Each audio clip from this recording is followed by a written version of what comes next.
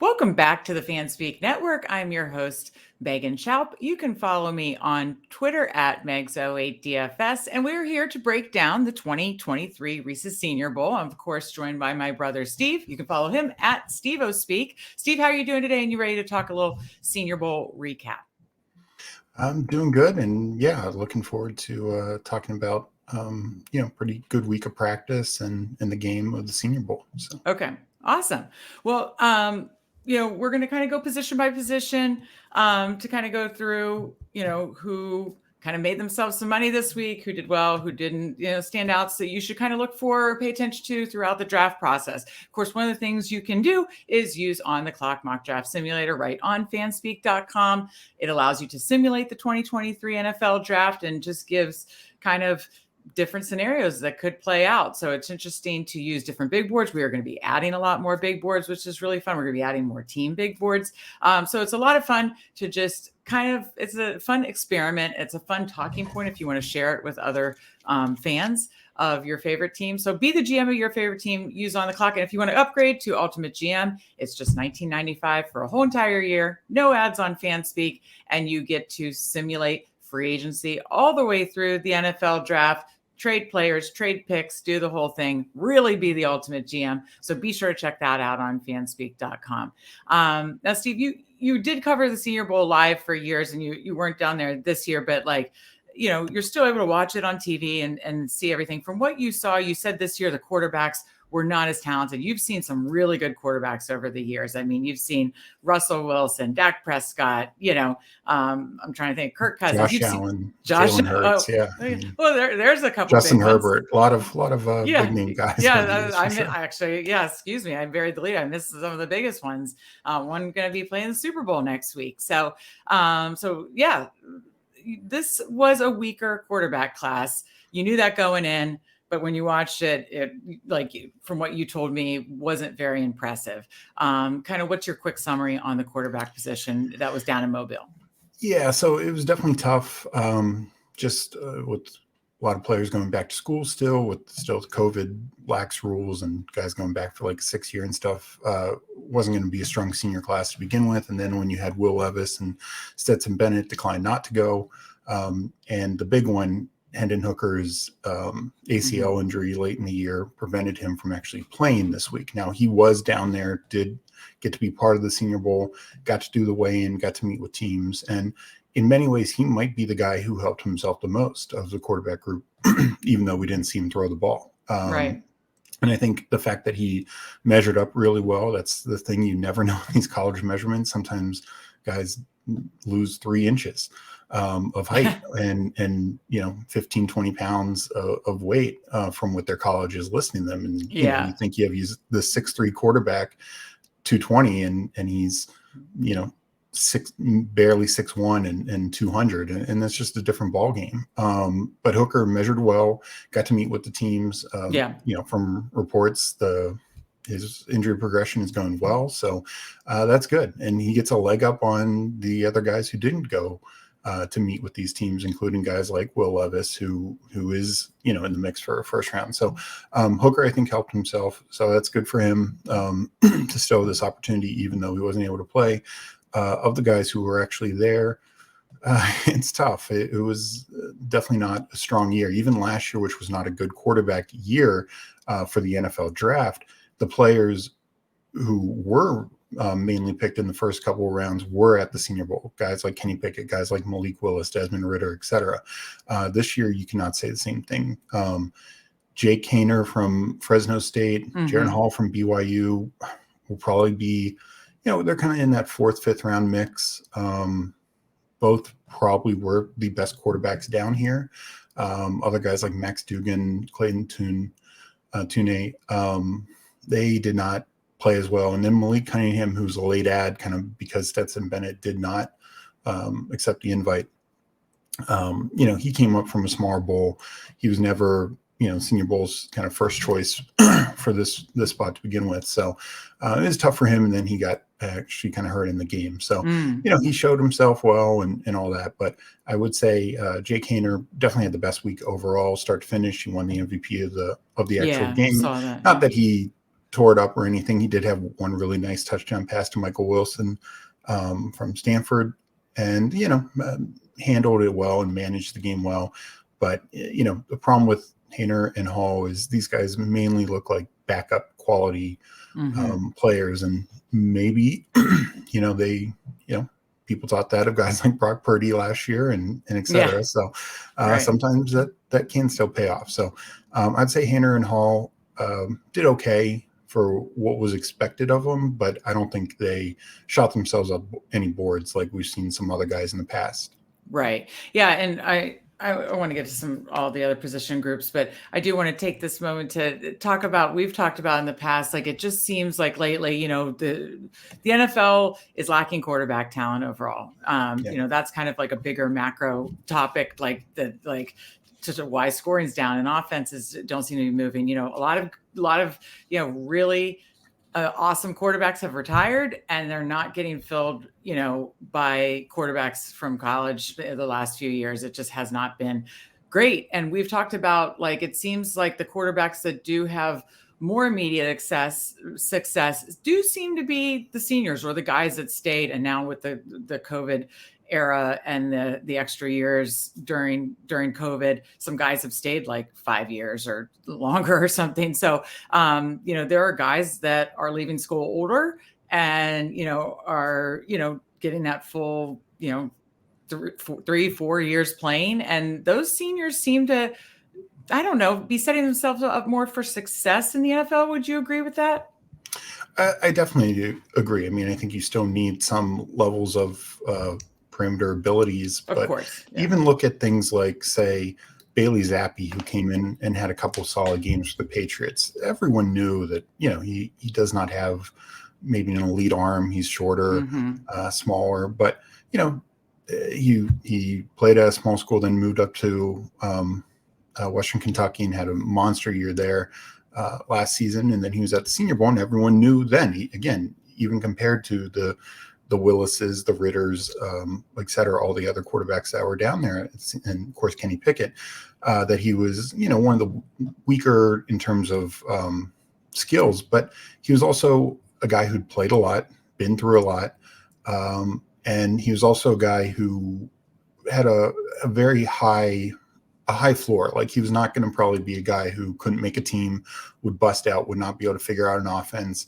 And though he wasn't one of the Senior Bowl quarterbacks, a similar thing could be said about Brock Purdy. I mean, yes, he was Mr. Irrelevant, but he, was at Iowa State. He started for 4 years. 4 years, right? A ton of games.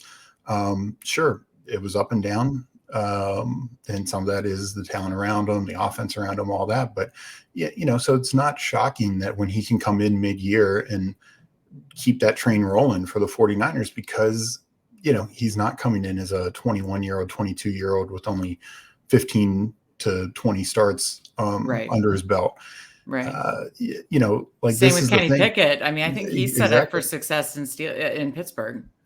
Exactly. And this is the thing to remember. Even if you're in the SEC and you get, 15 starts, 20 starts, yes, the SEC is the best conference, so you're playing against a lot of good competition, but you're still playing a lot of bad competition. There are bad SEC schools. You are playing non-conference schools that are not good, or you're playing down to, lower division schools that are, your team around you is going to be so much better.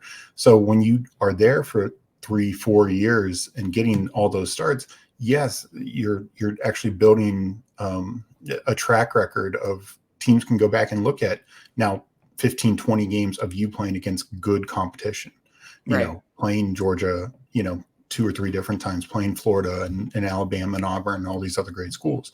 So, I think you do just get that maturity. You learn a lot, and, just learn different concepts. Even if the offense isn't the most transferable to the NFL, you're just going to learn more by having that extra time. And that's the thing in today's NFL, it's really tough to develop.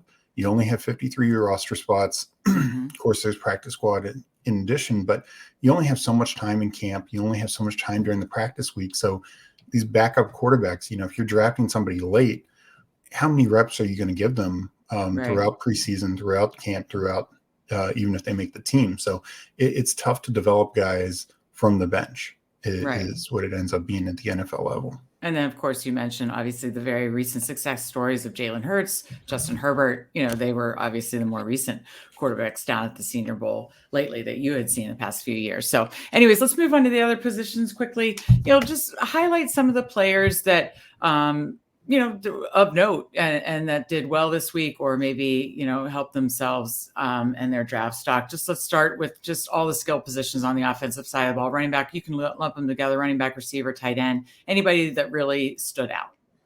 So I think my favorite running back of the week was Chase Brown from Illinois. He was probably my favorite coming in, and definitely stays in that position. I think he's just really runs well, good vision. He looked just as good as he did at Illinois this year, playing against the Michigans and Ohio States, and those good solid defenses. So he didn't wow, he didn't do anything off the charts, but I think he did exactly what you wanted from him. The guy who did really impress me was Toledo's Tajay Spears. You just see tremendous burst and acceleration from him. Can be a home run hitter. Reminds me a little of, say, smaller school guys, but similar type, like a Tony Pollard, Antonio Gibson, these guys who have that second gear to really hit a home run. So I think he helped himself up from, and this is a really deep running back class from from the look of it. So, it would have been easy for a guy from Toledo to get kind of lost in the shuffle. And he needs these like big play things at the Senior Bowl, at the combine. He needs to run really well, really put up good workout numbers to show that, he's more than just one of these guys. At wide receiver, I think there's definitely a few guys. I think you look at guys like Xavier Hutchinson, big physical, contested catch guy, Rashid Rice, another guy kind of similar, a little bit more speed and burst. If you're looking for big playability, I think Nathaniel, or as he likes to be called, Tank Dell from Houston, he's, when you look at him, you don't think of a tank because he's about 5'9", 165, but he's a playmaker. I mean, he's a big time playmaker. Probably going to go somewhere in that second, third round and be a home run hitter for a team. So, I think all those guys really helped themselves. And, I think this is a typical year of, you're going to see 4 or 5 of these guys taken in the second, third round. We saw that last year, guys like Christian Watson, Alec Pierce, Romeo Doubs was a 4th rounder last year. So, I think you're kind of seeing a similar kind of level of wide receiver play. Tight ends is the one that I was very interested to see for a couple of reasons. It's been a down year of tight ends in general in the NFL draft for a while, but also at the Senior Bowl the last few years. And this year is definitely different. A ton of talent at tight end in the draft class, and some of those guys did definitely filter to the Senior Bowl. Probably the biggest guy was Luke Musgrave, Oregon State tight end. You look at him, he's built like Gronk, and he also moves like a healthy Gronk. So, he's extremely fast. I know he was clocked on the Senior Bowl speed thing by Zebra at over 20 miles per hour. That is what we typically see from, receivers and corners. So, how sustained that is of course one thing, but this guy can move. This is probably the best tight ends we've seen down at the Senior Bowl since the Evan Ingram, OJ Howard, Gerald Everett were all here together one year. I think that was 2017. I don't know if Musgrave cracks the first round, but that was he my next definitely question. Could be in the mix. His issue is he just never had a ton of production at Oregon State. Was pretty much injured the entire year. But, I noticed that on our player profile pages. His injury and that it didn't seem like a ton of production. So that's why I was wondering, why is there all this buzz? I mean, they're very much a run first team in general. So, didn't have a ton of opportunities, but boy, if he shows like this through workouts and combine, it's going to be tough to keep him out of the top 50. Peyton Durham had a really strong week from Purdue, can catch the ball, really good blocker. Davis Allen, good size, Clemson. Not the elite athlete, but good enough. Definitely a chain mover. Definitely going to be a big red zone target. Cameron Latu from Alabama. He's had 2 really good years in the SEC. And yeah, kept showing it here. So, I think those guys all kind of solidified top 100 roles. Probably, at least one of those will go in the second round as well. Okay. So yeah, I think from a skill group, it was pretty good, especially since the quarterback I was gonna play say was it sounds like down. much stronger than the quarterbacks. Yeah. Yeah, and with the quarterback play being down, it made it tougher to get the full feel for some of these guys. Sure. Well, let's switch over to the defensive side of the ball. Before we do, thank you for watching. Be sure to like this episode. Of course, subscribe to the Fanspeak Network. We will be having a ton more NFL draft shows. We'll also be doing, as always, a ton of best ball shows. Best ball season is kind of never ending for us. We're very into best ball and going to be cranking that out kind of year round here, and definitely this winter, spring, summer. And then I'll just roll right into next football season. So always have a lot of good football shows for you. Be sure to subscribe so you know when they start. So now let's move over to the defensive side of the actually, ball. Before we get to the defense, I think we need to talk about the standout group this week was the offensive line. I'm so sorry. I got so excited talking about the skill position that I missed the most important to set up the skill position in the quarterbacks for success. That's the offensive line. My apologies. Please. Who stood out at the offensive line? I apologize. I was ready to jump to the defensive line. And what I'll say is this was by far, I think, the strongest group. We typically see good offensive lines down here. This is a very good offensive line group. Maybe only one or two first rounders, but boy, you're going to see the second and third round just littered with these guys. I mean, we're talking a dozen to 16 guys taken in the top 100 picks. That's a that's a pretty good group. And it starts with the tackles. I think Matthew Bergeron from Syracuse had the best through all up and down week. DeJuan Jones from Ohio State this is a mammoth of a dude. Had a great weigh-in, great first practice. Unfortunately, he got banged up, so he kind of missed most of the rest of the week. And definitely didn't play in the game, but the injury doesn't sound serious by any stretch. So shouldn't keep him out. I think in the interior, you got guys like Osiris Torrance from Florida. He's almost assured a first round spot. Cody Mock from North Dakota State. He played tackle kind of in college a lot. I think he's definitely going to be much more inside now, but he showed he can hang there. Just a lot of different guys that, again, this group, and this is one of the things that has been lacking in some drafts of late, is the depth of the offensive line position. Right. There'd maybe be a couple like elite tackles and one or two interior guys, but I really think this group is going to have a lot of starting caliber guys, not just from, the 12 or 16 that might be taken in the top 100 picks, but there's some sleeper guys out there who could go late, but you just see they have the size and the build that, with a little work in the NFL, they could definitely develop. So I think it was very impressive and good to see how strong of an offensive line group this is. Great. Just because last couple of years have been a little disappointing in that department from a depth perspective.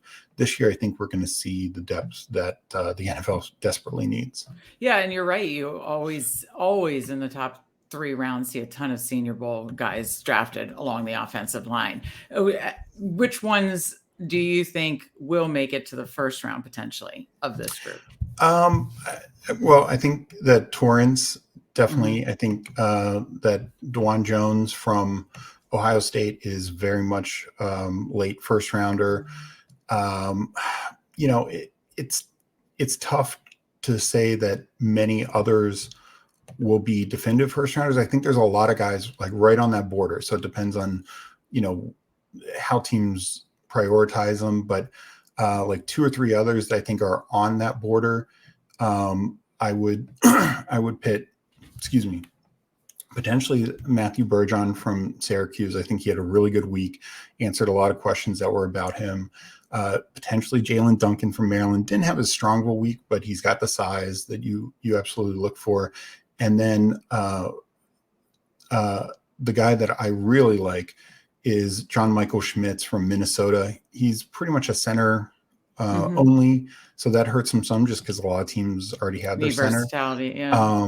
And he probably could play guard, but and you just don't see the centers get taken in the first round as much. So that's probably the thing hurting him the most from being an actual first rounder. Right. But I think he is a day one starter. So whether he's drafted, 28th or 48th, I think he's going to be a day one starter for some team. Right. Okay. Now we can move to the defensive side of the ball. Again, apologize. Now let's talk about the defensive line and who stood out along the defensive line this week. So what I will say is typically we see a defensive line that is almost as good or even better than the offensive line. I mean, we've seen some big names in the past, guys like Aaron Donald, for sure being one of them, but Grady Jenkins from Atlanta, just a lot of good names over the years. And I think they're good defenders this year for sure. Guys like Will McDonald, Isaiah Foskey, Andre Carter II, among others who are good guys, top 100 picks for sure, whether anyone sneaks into the first round. Foskey is the guy you typically see in that range. He didn't have what I'd call a great Senior Bowl. I think he was fine throughout practice, didn't play in the game. Shows he's a bull rusher. He's not this quick twitch speed guy, and that'll hurt him from being a true block for a first rounder. But Andre Carter is kind of the opposite. He's got that quick twitch speed, but can he hold up against NFL blocking? I think is a big question. So Will McDonald from Iowa State probably maybe had one of the better pound for pound weeks. I think did exactly what you expected of him, did everything asked. I think Ali Gay from LSU, kind of more of a third, fourth round guy. He really flashed, especially in the game, had a big sack. Again, I don't think anyone really hurt themselves in this group, but I just don't think this is the kind of the premier level of talent that we've seen in some other years. But I think you're going to see a lot of contributing guys, solid starters, but probably not like the downright studs that we've seen from years past. So you don't think any first rounders in this group? I think Foskey could maybe still go in the first round. I think some of these guys are going to need really good workout numbers to show that maybe they have that speed potential. There's still time in the process. Yeah, exactly. Yeah. Okay. I do remember when you called the 1 year about Aaron Donald and said, I just watched Aaron Donald. I wish he could be in a Washington. I wish I could just hand him a Washington, at that time, Redskins helmet and just be like, please come be on our team. And what did he go that year? Like 8th? He went 14th overall, I believe. Oh, wow. And that's the year Redskins didn't have a first rounder because of the RG3 trade, right? Yeah. Brutal. Yeah. It's fun stuff. Anyways, but yeah, so there's not an Aaron Donald down there, but there is some talent that we could see maybe late first round. I think it shows, and this is the thing, obviously this is a very strong defensive draft. And this is pretty much the second group of defenders. Yeah. And so because of that, most of these guys are going to get pushed to the second, third round anyways. But, right. I think a lot of these guys showed that they can play at the next level, but nobody who I think is just going to fly up draft boards. Sure. Okay. Well, now let's talk about the linebacking core, linebackers who stood out, who kind of, raised their stock this week. Yeah, I think there were a couple guys who stood out. I really liked, I'd not watched a ton of them beforehand, but Jackson State's Aubrey Miller, obviously a smaller school guy. Boy, he's fast. He can definitely cover. Showed pretty good instincts against the run. He's a big time tackler. So, I think he really showed, being a smaller school guy, that he is right where he belongs. Definitely in that mid round conversation. Florida A&M's Isaiah Land is another guy. It's amazing to see like the athleticism that these linebackers have. I wouldn't be surprised if 5-6 of these guys run in the 4.5s at the combine.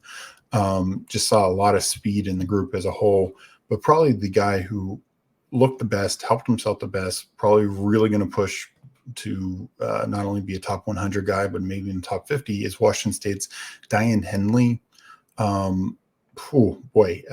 He he could cover anyone. And as we talked about, there are some really good tight ends down here. So he was running stride for stride with guys, which is exactly what you want to see in today's NFL. His run instincts were on point. He was always seemed to be in the hole, always seemed to be in and around the ball, making a play. Again, exactly what you're looking for today's linebacker. So he's a guy who I kind of came in thinking late third, early fourth round, probably going to push him into the late second round conversation. I think he had that kind of week. That's a make some money kind of week. Exactly. Yeah, that's awesome. All right, well now let's wrap it up by talking about the secondary position. I know that you have seen some guys down there in the past that go late. Sometimes you can get some late round gems in the Senior Bowl. But talk about guys that could go early, two guys that could be late round gems. I believe it was Jordan Poyer was somebody that you were very high on seeing at the Senior Bowl. Didn't he fall all the way to like the 6th or 7th round? And then, I mean, he didn't stick with Philly, obviously now has been great with the Bills, but it just seems like you can kind of uncover some late round gems in the secondary and Senior Bowl. Am I making that up, or no, do you find that to be the case as well? I think it's fair because similar to kind of the receiver position and some others is, a lot of the top corners and even safeties are underclassmen. Yeah. But there are still some big time guys who are here every year. And, some do just fall through the cracks just because for whatever reason. And this, I think, could be this case this season, just because it's, again, a very, very strong corner class this year. I mean, we could see 6 corners in the first round and none of them were here at the Senior Bowl. I was going to say, I've noticed that just from running on the clock mocks about how many corners go in the first round, no matter who's big. We could easily see 6 or 7 for sure. Yeah. So, and the safety group's pretty solid as well. We might see 1 or 2 first rounders, but a few second rounders, and at least one of those guys, Chris Smith from Georgia. I think he could be in that second round mix. As we've known from this Georgia defense, as good as it gets. And we saw a lot of the guys who were drafted last year made some early impacts on their team. Absolutely. So I think we could absolutely see the same with him. Chris Smith from Georgia, talk about the safeties first. He did everything you thought, he was who we thought he was, to kind of paraphrase Dennis Green. And I think he's kind of a second round guy, not enough that you're thinking this is the next Ed Reed, Sean Taylor type of safety, but cover skills, can come up and run coverage. They look to be athletic enough to run with everyone. I think he checked every box that you're looking for. I think it was a strong week from him. Jamie Robinson from Florida State, another safety, kind of 3rd, 4th round range. I think checked every box. Looks like a guy who could play early in the NFL, either as like coming in on a sub package, or he could be a starter. He's good athleticism. Really liked him in coverage. I will say the safety who was the most impressive was actually Sidney Brown. He's the twin brother of Chase Brown, the Illinois running back, and he went to Illinois as well. I came in, definitely a draftable guy, definitely a good player. But boy, his coverage skills were on point throughout the week.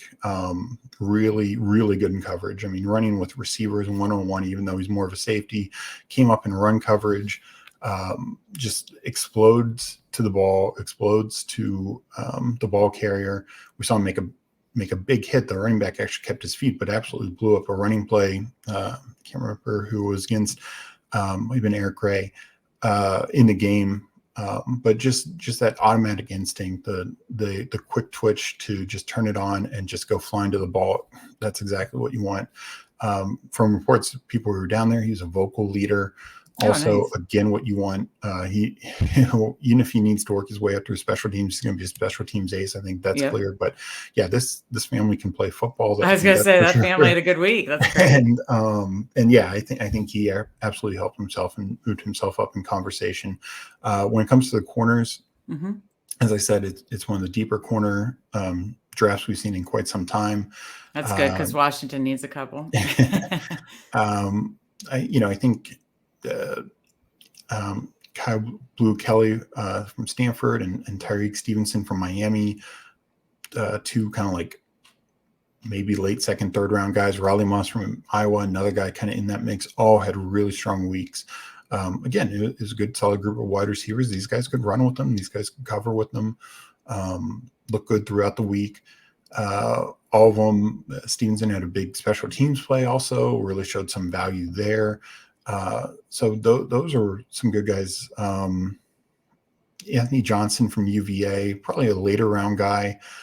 But I thought he had a strong week and a guy who helped himself and showed that, just how deep this corner group is, had pretty good measurables, and he is the one who had the pick 6 in the game. So really had a nice play there as well. Okay.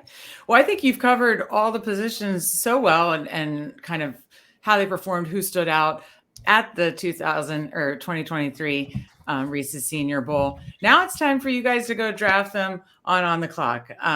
Steve, you created On the Clock literally, it's 10 years. It's about 10 years. It was 2013 for the 2014 draft. 10 years ago, you created this mock draft simulator. In your words, kind of tell what's the benefit of as this draft evaluation goes on, using it to kind of continue to learn more, kind of give it in your words how it can benefit people. Yeah, so I think the thing that I've always said about it is looking at plausible scenarios. People can say every year, "Oh, this guy won't fall there, or this guy won't go this early," but we see it all the time. I mean, Sam Howell, who Washington got in the 5th round, he at the beginning of the season and middle of the season, people thought he was a surefire 1st-round quarterback. And then, of course, he started to fall off some. But even still, people were thinking he'd be a 2nd, 3rd-round guy. At the Senior Bowl wrap-up this time last year, everyone thought Malik Willis maybe had supplanted Kenny Pickett as QB1. He goes late 3rd. So, it's about seeing plausible scenarios and then, seeing how these guys fit in. And it is important to remember, as much hype as the 1st round gets, it is the 2nd, 3rd, 4th rounds that are just so crucial for your teams, and especially at key positions. I mean, look at running backs, not just who are at the Senior Bowl. Damian Pierce was a 4th rounder at the Senior Bowl last year. Brian Robinson, very late 3rd rounder. These types of guys. But you look around the league, later round guys, whether they're Senior Bowl prospects or not. I mean, George Kittle and Travis Kelce did not go in the 1st round. They're two pretty good tight ends. Yeah. You look at, yes, the Jamar Chases, those types of elite receivers, but Tyreek Hill was later. Devontae Adams was a 2nd rounder. The Steelers have just made a career of drafting 2nd, 3rd, 4th, or later round receivers. I mean, Tony Brown was a 6th rounder way back in the day. I think Pickens will eventually be that too. I mean, Pickens is a 2nd rounder. Guys like Emmanuel Sanders, who they drafted, was a 3rd rounder. Yep. Just a lot of you see that all the time. So, and obviously we've talked about offensive linemen, the ability to get these guys and develop them. Same with the defensive line. Grady Jenkins, I mentioned from the Falcons, interior defensive tackle. I think he was a 4th, 5th rounder a few years back, became all-pro defensive tackle. So, it's you need to find these guys, and that's the beauty of the mock draft simulator, is to run different scenarios and see, oh, hey, maybe I should focus on some of these guys who might be available for my team's 4th round pick. That can be a very important round. So, and then just to see different scenarios, because you might be, whether it's the 1st or 2nd round, you might be thinking, we need an offensive tackle. We have to take this position, right? We take this position, and then you look at it and say, yeah, maybe sometimes, but other times maybe they slide down, and maybe I can get them with my next pick. Something maybe I can trade back, maybe I can trade back. Absolutely. I mean, you look at a situation, just an example, the Pittsburgh Steelers, they definitely need offensive line help. They need to protect Kenny Pickett and Harris and all these other premium skill guys that they've invested in. But when it comes to their pick in the 1st round, it could be in kind of a dead zone where it's all the top guys are off the board, the top 3 or 4, and then it's kind of like some of the guys that I mentioned who might sneak in the first round are your next best options, but you're drafting them 8-9 picks ahead of where they should. You could trade back, or you could say, hey, we had the Bears for pick in the second round, so that's where we need to be looking for offensive line and see what kind of names could be available at that spot. Yep. I think you explained it perfectly, the benefits of On the Clock, and it's perfect because you're the one that created it nearly 10 years ago. So again, be sure to check out On the Clock. If you'd like to upgrade to Ultimate GM, it's ads-free experience on the site, and it lets you simulate the entire offseason. Trade players, trade picks, do it all. That's, of course, all on fanspeak.com. We'll have tons of draft content on fanspeak.com. And here on Fanspeak Network, we'll have more draft shows throughout the season. So be sure to, again, to like this episode and subscribe to the network, or Fanspeak Network. So thank you guys so much for joining us. For Steve, it's been a great time. Thank you, and we will see you next time.